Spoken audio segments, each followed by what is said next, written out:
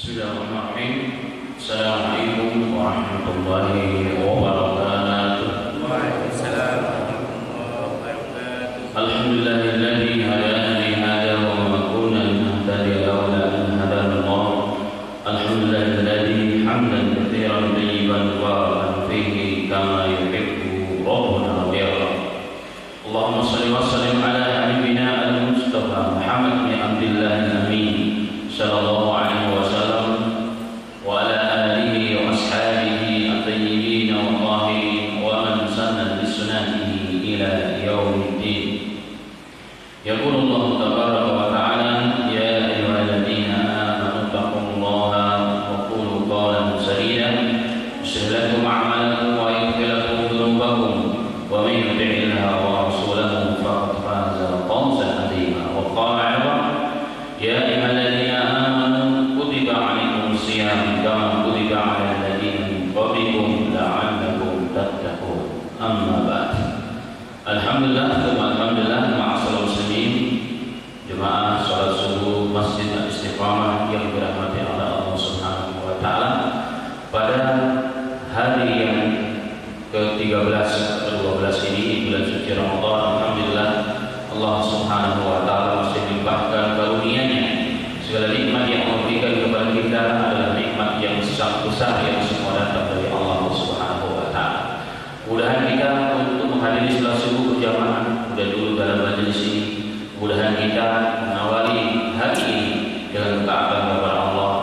Sebelum subuh mungkin sudah dia mulai menambah rakaatnya dari tarawih. Mungkin ada yang baca Quran, doa, kemudian menjalankan sunnah Rasulullah, makan sahur, salat berjamaah. Ini semua tidak mungkin kecuali jika diberikan kemudahan dan taufik inayah hidayah Allah Subhanahu wa taala kepada kita semua. Dan ini semua nikmat yang paling agung dan paling besar yang ianya tidak bisa diukur dengan materi dan benda. Semoga Allah Ta'ala bimbing kita terus dan terus perbaiki iman dan Islam kita dan amal kita hingga ajal menjemput kita semuanya, dan insya Allah kita semuanya diwafatkan dalam kondisi yang terbaik, yakni husnul khatimah. Amin ya rabbal alamin. Bahasan kita pada hari ini lanjutan dari bahasa sebelumnya, yakni berkunjung karena Allah merupakan sebab husnul khatimah. Jemaah yang dirahmati oleh Allah Subhanahu wa taala, berkunjung dalam bahasa Arab yang dinamakan dengan az-ziyarah. Ziarah itu yang dalam istilah kita identik dengan berziarah ke kuburan. Tapi sebenarnya ziarah itu secara teks bahasa Arab artinya adalah berkunjung. Jadi berkunjung, ya, berkunjung. Kita kenal dengan silaturahmi dan juga sering menyebutkan istilah silaturahmi. Berkunjung untuk silaturahmi atau berkunjung untuk silaturahim. Apa sih sebenarnya perbedaannya? Al-Imam Ibnu Hajar Asqalani dalam kitabnya Fathul Bari Syarh Sahih Bukhari, beliau menjelaskan bahwa perbedaan di antara silaturahmi dengan silaturahim itu mirip, sama-sama berkunjung, sama-sama berziarah dalam bahasa. Tetapi bedanya, kalau silaturahmi itu berkunjung atau menyambung persaudaraan dengan siapapun. Lepas dia masih saudara, ada peralihan darah dengan kita, ada kekeluargaan dengan kita, atau orang umum, yang penting dia adalah saudara kita dalam satu iman dan satu akidah. Itu disebut dengan silaturahmi. Sedangkan kalau silaturahim itu adalah berkunjung kepada saudara muslim yang masih ada pertalian rahim, pertalian darah. Ya, istilahnya saja, namanya sering disebut ulama, ada istilah silaturahim dan ada silaturahmi, dan dua-duanya sangat dianjurkan oleh Islam. Bahkan jika kita melakukannya karena Allah Subhanahu wa taala akan menghantarkan kita kepada predikat husnul khatimah jika saat itu kita diwafatkan oleh Allah. di dunia dan di akhirat mendapatkan keutamaan-keutamaan yang kita akan bahas pada hari-hari berikutnya. Kita awali dengan hadis yang pertama. Hadis yang sama diriwayatkan oleh Imam Muslim. Diriwayatkan dengan sanad oleh Imam radhiyallahu anhu kepada seorang sahabat Abu Hurairah radhiyallahu anhu. Beliau mengatakan, "Ana rajulan zara al-akhan lahu fi qaryatin ukhra, fa asadallahu lahu ala madrajatihi malakan, falamma ata alayhi qala ayna turid? Qala uridu akhan li fi hadhihi al-qaryah. Qala hal laka alayhi min ni'matin tarubbuha? Qala la, bal anni ahbabtuhu fillahi azza wa jalla. Qala fa inni rasulullah ilayhi bi anna Allah qad ahabbaka kama ahbabtahu fihi." Subhanallah. Abu Hurairah radhiyallahu anhu bercerita dari hadis Nabi Muhammad SAW bahwa ada seorang laki-laki yang ingin berziarah, yang ingin berkunjung, bersilaturahim. Apa bersilaturahim? Ya, berkunjung karena persaudaraan. Dia ingin berkunjung kepada saudaranya yang tinggal di sebelah kampungnya. Di sebelah kampung ini, dia tinggal di kampung A, dia mau berkunjung kepada saudaranya di kampung B. Kemudian Allah Ta'ala fa'asallallahu lahu ala madrajatihi malakan. Kemudian Allah Subhanahu wa Ta'ala mengirim seorang malaikat. Allah mengirim seorang malaikat khusus untuk mendatangi hamba tersebut, untuk menanyakan, untuk menguji. Malaikat tersebut berubah menjadi sosok seorang laki-laki yang sengaja datang di perjalanan atau di jalan orang yang dilewati oleh orang tersebut. Falamma ata ali, ketika malaikat telah bertemu dengan orang tersebut, dia mengatakan, "Aina turid? Mau kemana wahai fulan? Engkau hendak pergi ke mana wahai fulan?" Dia mengatakan, "Uridu akhan li fi hadhihi qaryah." Aku ingin bersilaturahmi, aku ingin berkunjung kepada saudaraku di kampung ini. Berarti malaikatnya dia menjumpai orang tersebut ketika sudah masuk kampung sebelah kampung yang dituju, di mana dalamnya ada saudara orang yang pertama kali. Dia katakan, "Uridu akhan fi hadhihi qaryah." Aku ingin berkunjung kepada saudaraku yang ada di kampung ini. Qala hal laka alayhi min ni'matin tarubbuha? Apakah kau punya utang budi? Baca kita ini. Apakah kau datang kepada si fulan, saudaraku di kampung ini, karena kau punya utang budi kepadanya, dia pernah berbuat baik kepadanya, dia pernah menolong dan seterusnya dan seterusnya? Apa katanya? Qala la, tidak pernah. Bahwa anni ahbabtuhu fillahi azza wa jalla. Aku datang kemari hanya sebabnya adalah karena aku mencintai dia karena Allah azza wa jalla.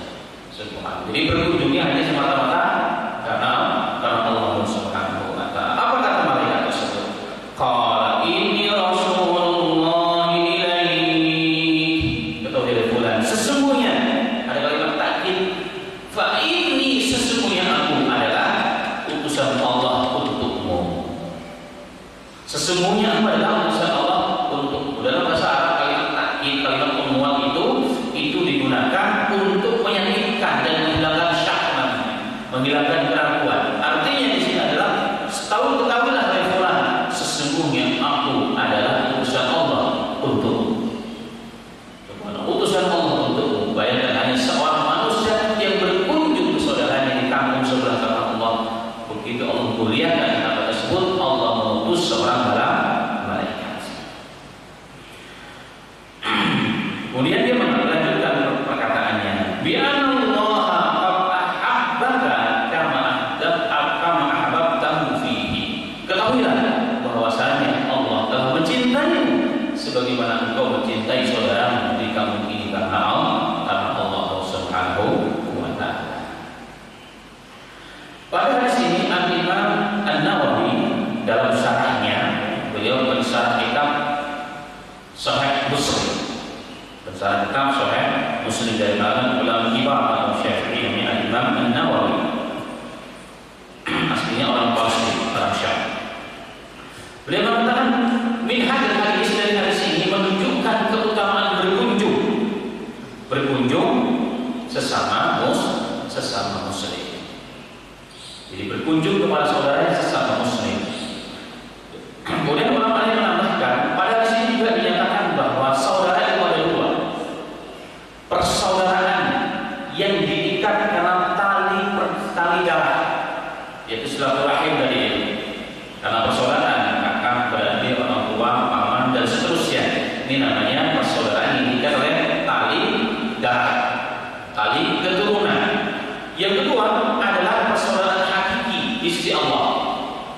Yang kedua adalah persaudaraan hakiki di sisi Allah Subhanahu wa taala yang diikat karena Allah, diikat karena satu akidah, satu keyakinan. Itulah hakikat persaudaraan kelak sesungguhnya di sisi Allah Subhanahu wa taala. Yang kedua dari hadis ini, satu dalil dan bukti bahwa Allah Subhanahu wa taala memuliakan seorang manusia yang mengunjungi saudaranya bukan karena urusan dunia, bukan karena urusan bisnis, bukan karena urusan apapun, bukan untuk membalas budi, hanya semata-mata berkunjung kepada Allah tanpa pamrih. Dan ini merupakan keutamaan yang sangat luar biasa. Walaupun hari ini maksud muslimin bahkan Al-Imam Ibnu Zawzi, ada Ibnu Zawziyah, ada Ibnu Zawzi. Ibnu Zawzi adalah ulama yang di kurun kelima. Dia di antara ulama yang paling banyak karyanya dalam menulis ilmu agama. Al-Imam Ibnu Zawzi. Beliau pernah mengatakan, "Wa fi hadis fadlul ziyaratul ikhwan." Pada hadis ini jelas dinyatakan keutamaan berziarah, berkunjung kepada saudara. Wa ada amrun baqiyusmu wa la barusmu. Perkara ini adalah perkara yang tersisa namanya, tetapi bentuknya sudah tidak ada. Artinya orang yang mengunjungi saudaranya semata-mata karena Allah itu sudah hampir tidak ada. Namanya ada, teorinya ada, tapi hari ini siapa yang mau datang ke kampung sebelah semata-mata karena dia mencintai karena Allah Subhanahu wa taala? Hampir musnah, apalagi zaman sekarang kurun 20. Beliau hidup di kurun dalam Islam kurun ke-6, 500 tahun ke-500 Hijriah beliau hidup. Beliau saja sudah mengatakan perkara ini ziarah karena Allah ini hanya namanya doang, teorinya saja ada, tetapi bentuknya pelaksanaannya hampir sudah tidak. Apalagi hari ini maksud la haula wala quwwata illa billah. Tetapi insya Allah kita semua yang diuji ini kita bertumbuh dan bisa karena Allah Subhanahu wa taala. Hanya kita luruskan yang kita. Saya juga kita antum dan semua yang kita bawa. Kita berkumpul di sini semata-mata karena Allah Subhanahu wa taala. Subhanallah. Kemudian ma'asyiral muslimin rahimani wa rahimakumullah, pada di sini juga menunjukkan kepada kita bahwa malaikat dengan izin Allah Subhanahu wa taala tetap akan turun. Karena malaikat turun bukan hanya untuk membawa wahyu, tetapi punya tugas-tugas lain. Terkadang malaikat itu dengan izin Allah datang kepada manusia berbentuk seorang manusia untuk menguji. Dan balik di sini banyak. Ya, seperti kisah ada 3 orang yang berpenyakit, satunya penyakit kulit keputihan, yang kedua kepalanya botak, yang ketiga jadi rambutnya nggak tumbuh sama sekali. Kemudian yang ketiga orang yang mati. Diutus oleh Allah seorang malaikat untuk mendatangi mereka semua dengan izin Allah, mereka kemudian sembuh. Kemudian mereka diuji lagi dengan kekayaan yang mereka punya, ternyata yang selamat cuma satu, yaitu yang buta. Nah, artinya di sini bahwa malaikat masih turun atas izin Allah Subhanahu wa taala. Bahkan tidak satu tetes air pun yang jatuh dari langit sana kecuali semua dijaga oleh para malaikat Allah Subhanahu wa taala. Sesuai dengan namanya, tetesan airnya akan jatuh di kampung bulan, mengenai tanah bulan atau mengenai bulan semua telah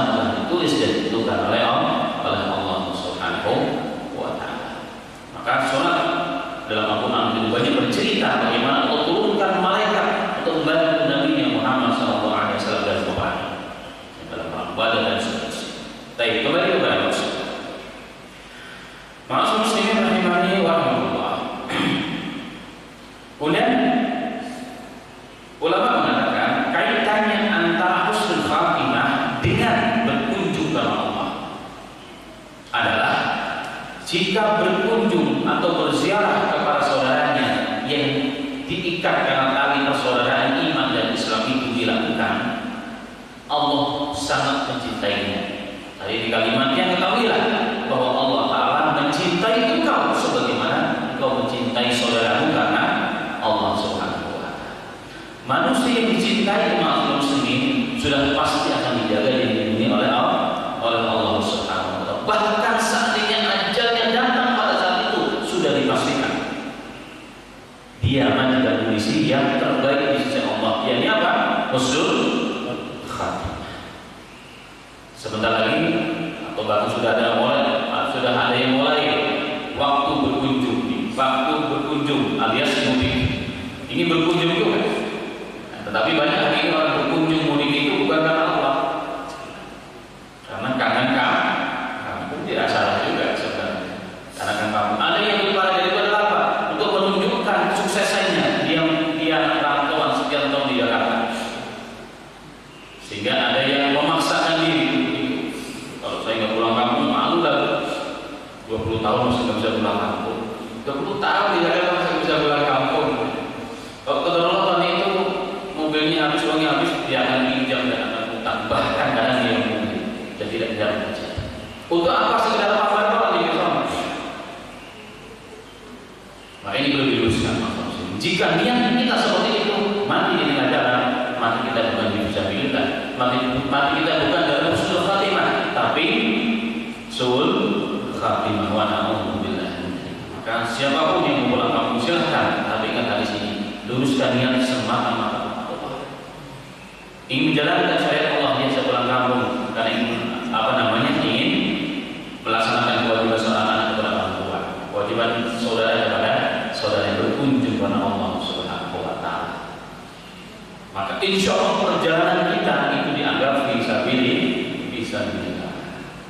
Semua yang kita keluarkan, bensin yang kita keluarkan, parkir yang kita keluarkan, tol yang kita keluarkan, biaya tiket yang kita keluarkan, semua makan minum capek semua dihitung fisabilillah. Bahkan keringat yang netes dari kita, daripada kita itu pun dihitung fisabilillah. Jika kita lakukan sama-sama mencari ridha Allah, bahkan saat kita dijaga oleh Allah dari malaikat. Ini Rasulullah ilaih, aku adalah Rasulullah untuk bisa kita dijaga oleh Allah. Setiap jalan kita dijaga oleh Allah, dilindungi oleh Allah Ta'ala melalui siapa? Malaikat-malaikat Allah Subhanahu wa Ta'ala. Dan hal ini tidak mustahil. Kenapa? Karena malaikat yang menjaga Rasulullah saat perang Badar, malaikat itu pula yang Allah akan utus kepada hamba-hambanya di akhir zaman ini jika melakukannya dalam Allah. Sama seperti Allah Subhanahu. Itulah kaitannya. Kemudian ada hadis-hadis lain juga. Hadis-hadis lain tentang keutamaan berziarah ini luar biasa. Di dunia dan juga di akhiratnya Allah Subhanahu wa Ta'ala. Di akhiratnya Allah Subhanahu wa Ta'ala dalam hadis yang sahih. Dalam hadis yang sahih riwayat Al-Imam Ibnu Hibban. Rasulullah sallallahu alaihi wasallam bersabda, "Haqqat mahabbati ala mutahabbina fiyya wa haqqat mahabbati ala mutanasihina fiyya wa haqqat mahabbati ala mutazawirina fiyya wa haqqat mahabbati ala mutabadilina fiyya wa hum ala manabir min nurin yaqdimun nabiyyun wasiddiqun bimakani." Pada hari kiamat kelak, hadis yang sahih. Ini keutamaan di akhirat, keutamaan bersalatul berkunjung Allah di dunia tadi sudah disebutkan.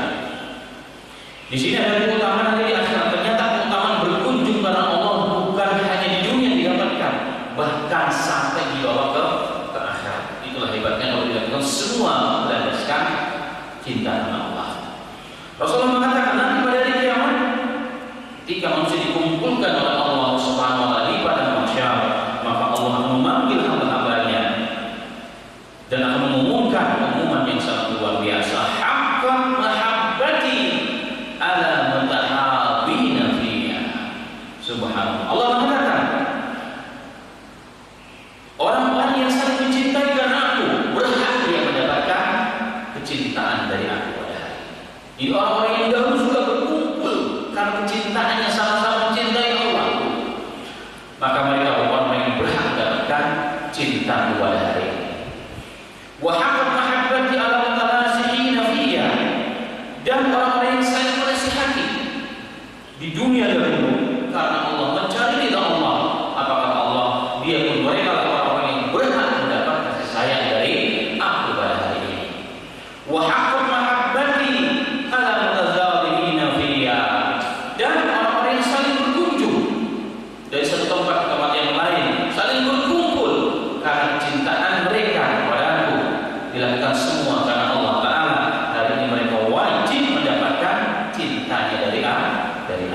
Subhanallah. Kemudian wa haqqat mahabbati ala mutabadina fiyya, dan orang-orang yang saling mengorbankan antara satu dengan yang lainnya, saling mengorbankan antara satu dengan yang lainnya karena Allah dilakukan.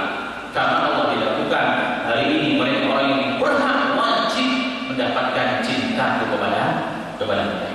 Subhanallah. Dan cuma di situ ma'asyiral muslimin, Rasulullah yang mengatakan hum ala manabirun nur, mereka berada di mimbar-mimbar kehormatan, di mimbar-mimbar kehormatan yang terbuat dari cahaya.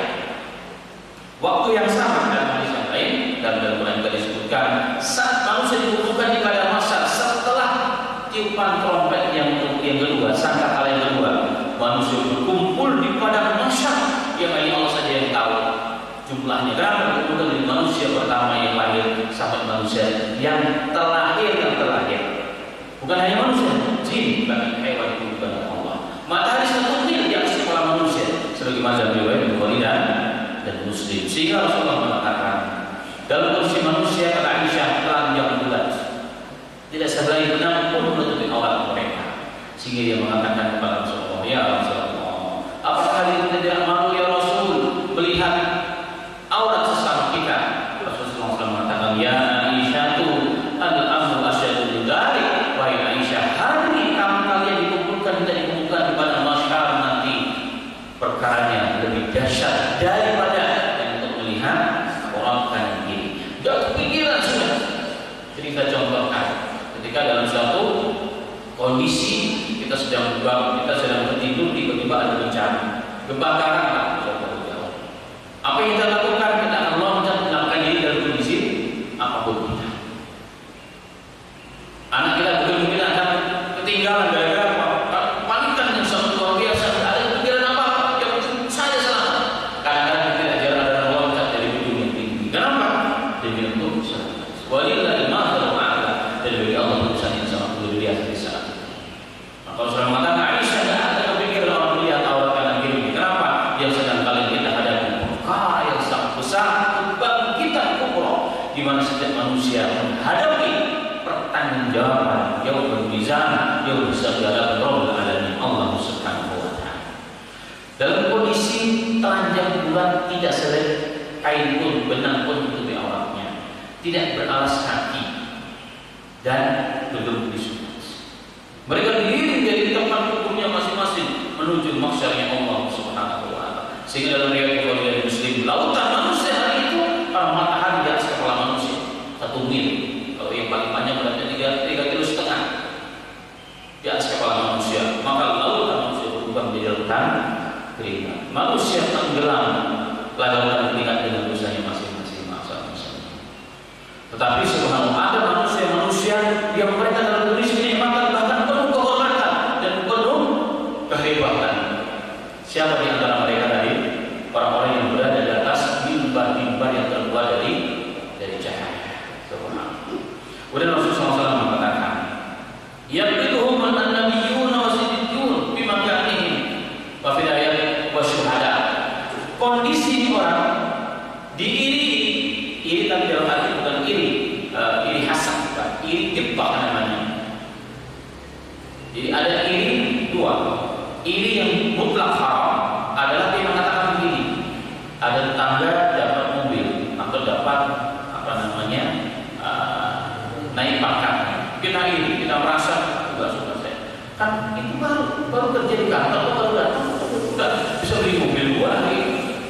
Bulan ini iri, nggak pantas dong, harusnya saya yang iri. Dia merasa orang lain nggak pantas, yang pantas adalah aneh.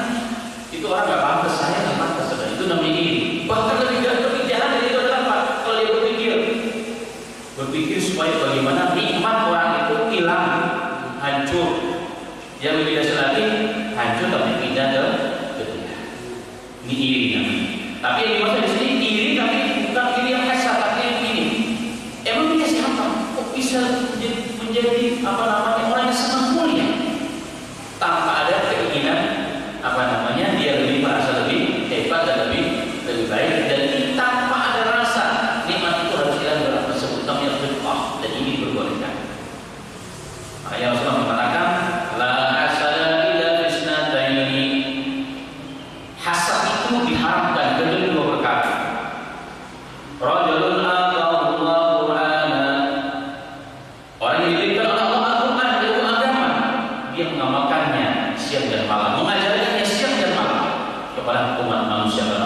Yang kedua, rajulun aqallahu malan wa yunfiquhu ala ali wa anha. Kemudian yang kedua adalah seseorang yang diberikan harta benda tapi infakkan di jalan Allah secara bermanfaat. Nah, orang ini kita ini dalam arti apa tadi? Yang kedua, ghibah. Nah, kembali kepada hadis, para nabi, orang-orang saleh, para siddiqin dan syuhada, mereka ini. Siapa ini mereka? Man haula? Siapa mereka ini? Mereka bukan nabi, mereka bukan rasul, bukan syuhada, bukan sholihun, tapi kenapa berada di atas mimbar kehormatan pada hari ini? Subhanallah. Dalam hadis yang lain, Nabi Muhammad SAW mengatakan, sab'atun yudhilluhumullahu bidinihi yawma la dhilla illa dhilluh. Nanti pada hari kiamat ada 7 golongan manusia yang mereka berada di bawah naungan Allah Subhanahu wa taala. Naungan kehormatan. Yang tadi sisi yang lain manusia dalam kondisi kepanasan, tapi mereka yang lebih orang di bawah naungan Allah Subhanahu wa taala. Yawma la dhilla illa dhilluh. Hari ini tidak ada naungan kecuali naungan dari Allah Subhanahu wa taala. Siapa di antara mereka? Rasulullah SAW mengatakan, wa rajulan ta'aba fillahi istama'alihi wa tafarraqa alaihi. Ada 2 orang manusia yang berkumpul dan berpisah karena Allah, karena mereka saling mencintai. Makanya kita datang dari rumah yang berbeda, dari komplek yang berbeda. Saya datang dari Gerahara yang kemarin. Karena apa? Insya Allah karena Allah Ta'ala. Kita semua insya Allah termasuk orang-orang yang akan mendapat naungan insya Allah di bawah arsy Allah Ta'ala pada hari kiamat. Dalam riwayat lain mengatakan, innallaha yaqulu yaumal qiyamah. Allah Ta'ala dalam hadis yang sahih riwayat Muslim, bahkan Rasulullah menceritakan Allah akan mencari orang-orang yang berpisah dan bertemu karena Allah untuk mengagungkan Allah Ta'ala, untuk mencari ilmu karena Allah Subhanahu wa Ta'ala. Allah mengatakan, aina mutahabbuna bi jalali. Di mana orang-orang yang saling bertemu, saling berpisah karena Allah, mengagungkan di atas kemuliaan itu kepada Allah. Dicari sampai 3 kali dibalik, di mana mereka hari ini? Hari di mana manusia tidak ada yang berani mengangkat kepala mereka. Pada saat itu hari mizan, hari pertanggungjawaban amal, hari pertimbangan amal di hadapan Rabbul Alamin Allah Subhanahu wa taala. Tiba-tiba terdengar suara Allah berfirman, aina mutahabbuna bi jalali. Di mana orang-orang yang saling duduk untuk memuliakan aku karena mencintai karena aku. Al-yauma, hari ini, udhilluhum bidzilli yauma la dhilla illa dhilli. Hari ini mereka akan kunaungi bawah arsy, di mana tidak ada naungan kecuali naungan dari aku. Itu kata Allah Subhanahu wa taala. Allah musta'an, la haula wa la quwwata illa billah. Ma'asyiral muslimin rahimani rahimakumullah. Maka bertemu, berpisah, berkunjung karena Allah ternyata bukan hanya menghantarkan kita kepada kasih sayang Allah, bukan hanya saja menghantarkan kita kepada husnul khatimah, bahkan mengangkat derajat kita nanti di sisi Allah Subhanahu wa taala. Pantaslah kalau dalam Al-Qur'an Allah berfirman, al-akhillau yawma idzin a'udhu ba'da illal muttaqin. Allah mengatakan al-akhillau, orang-orang yang saling mencintai. Kalau di zaman kita dulu, yang zaman orang yang sudah tua, tentunya ada istilah untuk menggambarkan, mengkias kedekatan seseorang dengan yang lain seperti amplop dan perangko. Kalau hari ini nggak apa kali bisa susah. Handphone kali ini ya. Hari ini kita dengan handphone, tidur dengan handphone, bangun dengan handphone, ke masjid bawa handphone, sebelum sholat dan handphone, habis salam dan handphone. Subhanallah. Mungkin kayak handphone hari ini. Kalau dahulu perangko dan amplop. Allah mengatakan al-akhila itu adalah al-khalil, orang yang sangat dekat. Al-akhila jauh dari khalil, orang yang sangat dekat pertemanan. Pokoknya ada amplop, ada perangko, ada amplop, ada sesuatu. Ada handphone masih pada orang. Ternyata Allah mengatakan orang yang melandasi pertemanan, kedekatan itu, bahkan sebegitu dekatnya, pokoknya ada sesuatu, ada sesuatu. Ternyata nanti pada hari kiamat Allah akan saling menjadi musuhnya. Jika pertemanan tersebut tidak dilandasi dengan ketakwaan kepada Allah, illa lil muttaqin,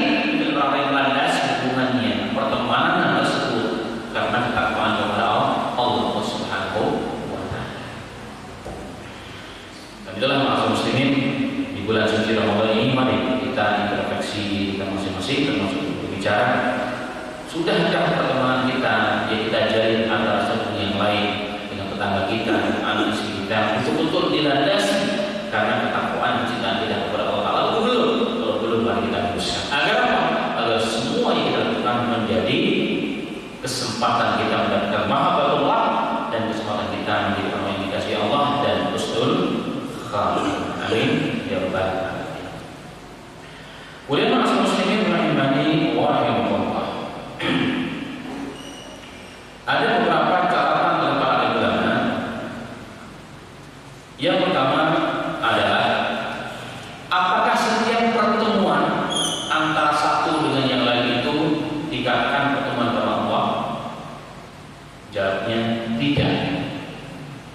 Jawabnya tidak. Ada di berapa banyak istimewa majelis pertemuan, bahkan reunian, bukber bersama, tapi ternyata landasannya bukan karena Allah Subhanahu wa Ta'ala. Hanya sekedar sama-sama satu gedung, kerjanya satu kantor, satu profesi, satu sekolahan, belum nggak lebih dari itu, nggak lebih dari itu. Sehingga ketika mereka kita bertemu hari ini, ya habis pertemuan kita, waktunya memang habis, harta memang habis, tapi nggak ada faedahnya. Yang ada pulang tanpa dosa. Dan bisa kita ketemu apa yang dibatalkan? Udah kerja di mana? Udah punya anak berapa? Kalau udah tua, udah kakek, punya cucu berapa? Kerja di mana? Sekolah di mana? Dan seterusnya. Itu yang kita bicarakan. Dari A sampai Z. Saya punya teman yang di dekat kami, ada seorang ustaz. Kami sebetulnya guru. Dikatakan ustaz, jujur, saya ini tidak percaya dari pemerintah untuk mengawasi para ustaz. Tapi jujur juga, saya orang tentang kiai bagi ustaz, aslinya orang Banten. Kalau bukan karena saya mencoba memperbaiki kondisi keluarga saya dan pertemanan saya sudah tidak mau lagi bertemu dengan teman-teman. Kenapa? Setiap kali bertemu dan kunjung pulang-pulang pasti sakit kepala. Kalau nggak saya sakit kepala, istri saya sakit kepala. Kalau setiap bertemu pertama kali ditanya apa? Pekerjaan. Kalau nggak pekerjaan, ngeluh pekerjaan. Jarang yang ditanya, kamu sekarang sudah habis berapa juz? Hampir kan. Anak kamu sekarang sudah juz berapa hafal Qur'annya? Nggak ada. Yang ada udah beli juz apa begitu ya? Bukan juz berapa? Masya Allah. Beliau kata saya udah pusing. Kalau bukan karena ini saya disuruh jaga agama, sekarang kita agama, saya udah pusing semua hubungan kita. Ini fakta yang terjadi pada kita. Memang majelis di mana-mana, pertemuan di mana-mana, tapi semua ada saya bukan karena Allah Subhanahu wa Ta'ala. Apa buktinya? Kita di sana berlama-lama dalam majelis, tapi habis waktu habis, semuanya habis. Tapi dia menambahkan iman dan amal kita yang ada dosa. Nah, majelis-majelis seperti ini kata ulama, bukan majelis itu yang dimaksud. Bukan majelis itu yang dimaksud. Majelis yang dimaksud adalah majelis yang kita bertemu dan berpisah karena Allah, pulang kita tambah iman dan ilmunya dan amal kita. Itu yang dimaksud. Makanya Imam Ibnu Qayyim rahimahullah dalam kitabnya Al-Fawaid beliau mengatakan bahwa tentang perkumpulan pertemanan ini ada dua. Yang pertama, istimewa berkumpul yang isinya ngobrol kesana kemari, waktu habis mudaratnya banyak dan pulang-pulang mendapatkan dosa. Berbagi dosa-dosa yang lain misalnya dan ghibah ya, dan seterusnya. Ini perkumpulan yang tidak baik yang harus kita tinggalkan. Dan ini misalnya perkumpulan, misalnya pertemuan, misalnya keluarga biasa. Yang ketiga itu adalah perkumpulan karena Allah. Perkumpulan mereka berkumpul berbisa untuk meraih Allah, kasih sayang Allah, sehingga pulang-pulang biasanya tambah ilmu, tambah amal. Tambah ilmu, tambah amal, dan tambah iman. Ada seorang Sayyid Tabi'in, pemimpin para tabi'in, di mana beliau besar di pangkuan salah seorang istrinya Nabi, gurunya para sahabat dan para sahabat Nabi Muhammad SAW yang dikenal dengan Al-Hasan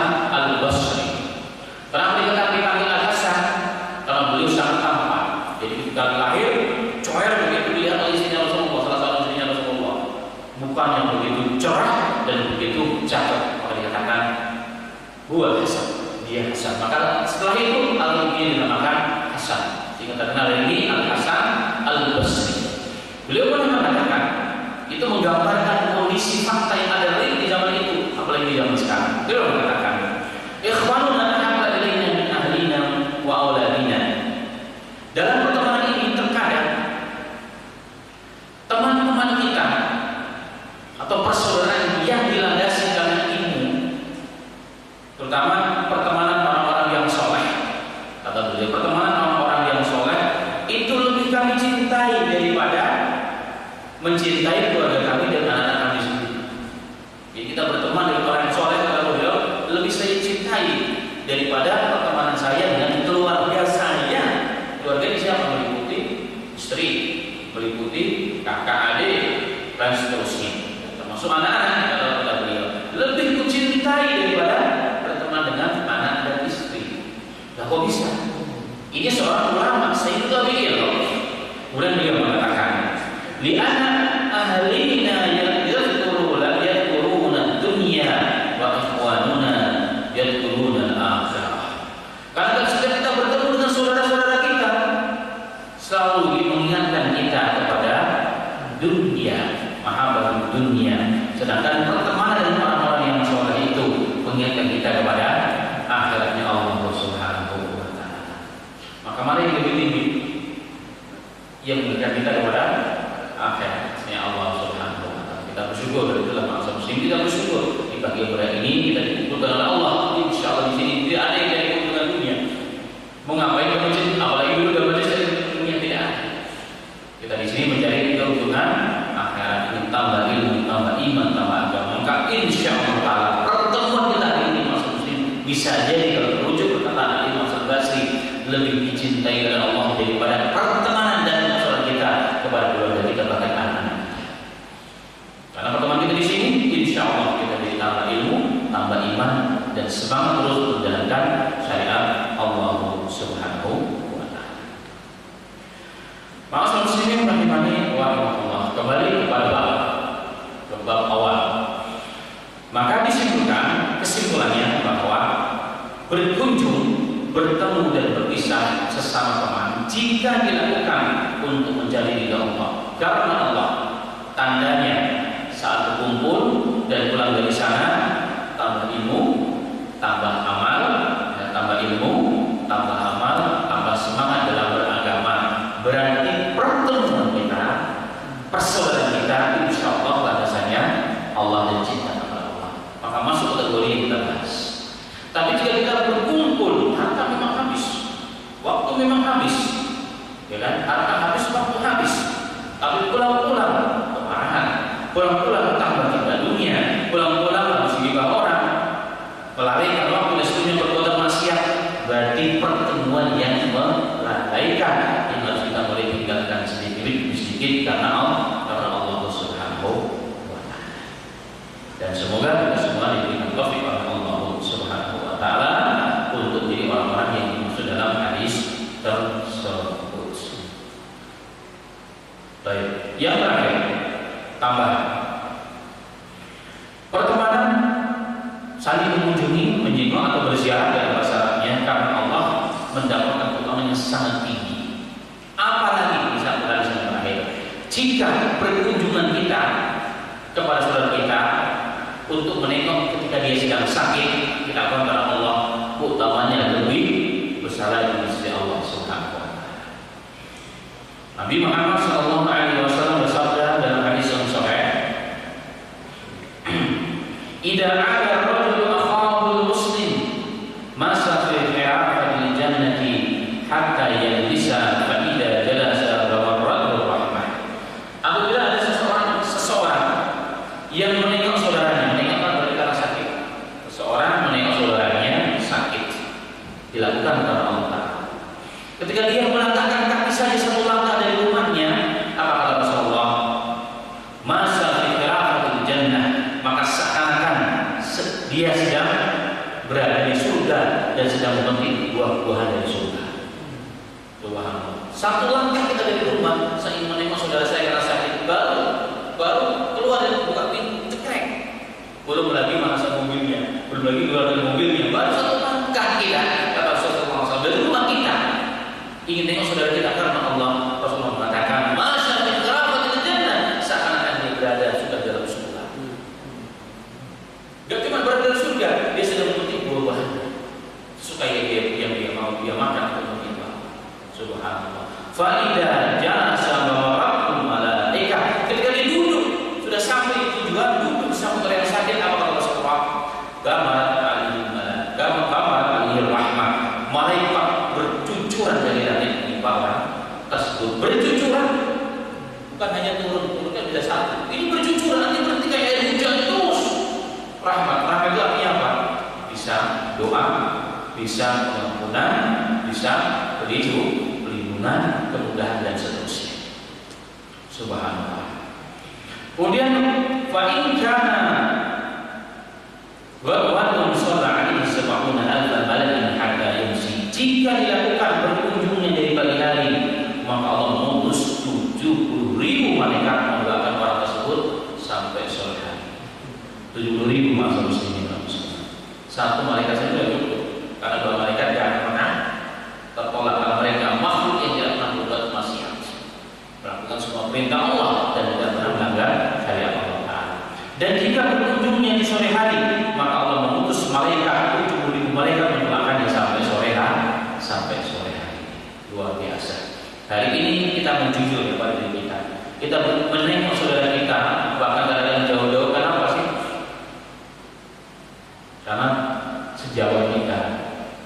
Karena orang tersebut dulu pernah kasih bantuan kita saat kita dalam kesulitan. Ini juga baik masih, tapi perlu diluruskan lagi sebenarnya. Karena tetangga kita baik, karena bos kita. Kira-kira kalau bos kita ada hubungan apa-apa hidup kita? Ya, Masya Allah. Karena itulah ma'asal muslimin ini fakta yang di lapangan. Maka saya tidak sampaikan kita bahas ini jadi masjid. Makanya perlu DKM masjid itu perlu membentuk tim sebenarnya. Sekali-kali kunjungan orang yang sakit karena Allah. Oh, luar biasa. Bukan hanya PRT dan PRW yang menulis, dan orang yang sakit COVID bukan yang doa. Masjid yang membuat. Siapa orang yang sakit dari kita?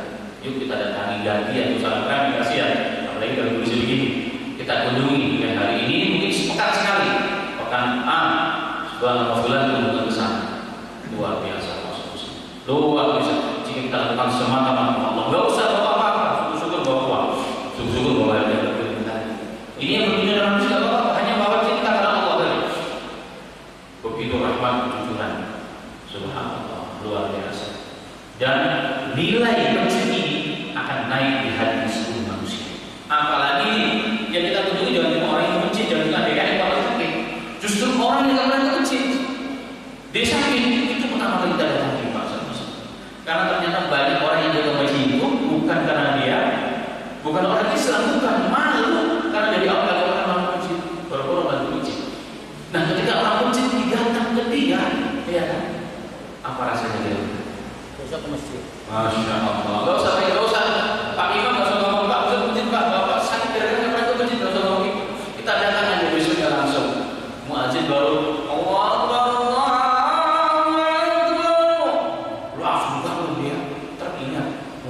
DKM masjid yang mengunjungi kemarin. Padahal kita nggak apa-apa, dia sudah datang ke masjid, tiba-tiba di ujung dia sedang menangis. Luar biasa. Ini PR ini. Bukan hanya bangun, alhamdulillah luar biasa. Ini juga PR yang luar biasa, kerjaan luar biasa. Tapi lebih dari tugas takbir masjid itu, takbir atau pemakmur sebenarnya. Pemakmur masjid itu bukan hanya bangunan yang cantik luar biasa. Tapi lebih dalam memakmurkan masjid dengan manusia-manusia yang ada di lingkungan kita. Ini tugas masing-masing. Jadi supaya setiap hari kita dapat pahala lagi, pahala berkunjung kepada Allah, pahala lagi ke orang-orang, satu kesempatan masing-masing. Ketika manusia dalam kondisi di bawah, ya kondisi ekonomi yang susah, kesehatan yang susah, lagi banyak masalah, kita datang membawa sesuatu minimal perhatian karena Allah. Subhanallah, ini akan berubah manusia. Makanya kalau hari ini orang nggak ke masjid, orang nggak mau bayar zakat, orang kayak ini, jangan disalahkan. Jangan kita belum pernah berkunjung. bisa ada. Nah ini intinya, ini adalah inti dari segala inti dari sebenarnya. Kita buat tim khusus, kelompok khusus, sampai satu keluarga, nggak usah ngomong, dulu aja kalau nasihat, insya Allah luar biasa. Mohon maaf kalau nggak menunjuk hari, mohon dulu. Jangan langsung bapak sih tiap hari dengar azan, tuh bapak ada ya. Tapi datang ke rumah Pak, kami sibuk bangun rumah Allah sampai lupa tetangga. Hati langsung tiga berani ngangkat muka ya kita. Oh bahagia luar biasa, bahagia luar biasa. Subhanallah. Kami pernah dulu saat masih kuliah di Pakistan, kalau liburan diajar teman-temannya, kunjungan saudaranya di dalam pegunungan di Afghanistan. Dia jauh kan dulu. Dia bilang, Masya Allah, kamu bukan siapa-siapa saya. Kamu bukan orang-orang sini, tapi mau datang saya luar biasa. Jadi terasa di manusia itu luar biasa. Jadi kekuatan ukhuwah inilah yang dimaksud. Ukhuwah yang begini yang dimaksud oleh Nabi kita Muhammad SAW. Semoga yang berbicara dari kita semuanya diberikan kepada Allah bukan sekedar teori, tapi Islam adalah agama ajaran aplikatif, diamalkan dan mudah diamalkan dan telah diamalkan dalam kurun-kurun dahulu kala. Dan semoga hari ini dan seterusnya kita diberikan taufik untuk menghidupkan sunnah ini kembali sehingga dapat menjadi sebab menghantarkan kita kepada husnul khatimah, mati yang terbaik, mati yang baik di sisi Allah Subhanahu wa taala. Demikian kita daripada pagi muda ini semoga bermanfaat dan dikembalikan kepada TKI Talks.